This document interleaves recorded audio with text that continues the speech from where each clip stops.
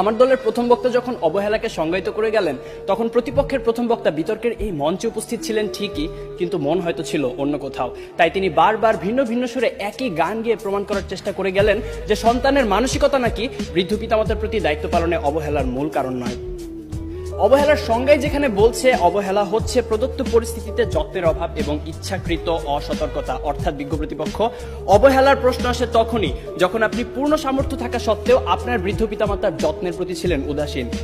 যে ছেলেটি শুধুমাত্র টাকার অভাবে বৃদ্ধ মায়ের চিকিৎসা করাতে পারছে না, সে কিন্তু আজকের বিতর্কের বাইরের বিষয় বিজ্ঞ প্রতিপক্ষ, কারণ সে চেষ্টা করেও পরিস্থিতির শিকার। তার মানসিকতার কোনো দোষ নেই, অবহেলার তো কোনো প্রশ্নই আসে না। কিন্তু বৃদ্ধ পিতামাতার প্রতি দায়িত্ব পালনে পূর্ণ সমর্থ হয়েও যদি আপনি তাদেরকে করেন উপেক্ষা, তখনই তাকে আমরা বলবো অবহেলা, যে আপনার মানসিকতারই সমস্যা বিজ্ঞ প্রতিপক্ষ। আমার সন্তান যেন থাকে দুধে ভাতে, অন্তরের এই নিবেদন তো পৃথিবীর সব বাবা মায়ের, অথচ সারাটা দিনের ব্যস্ততা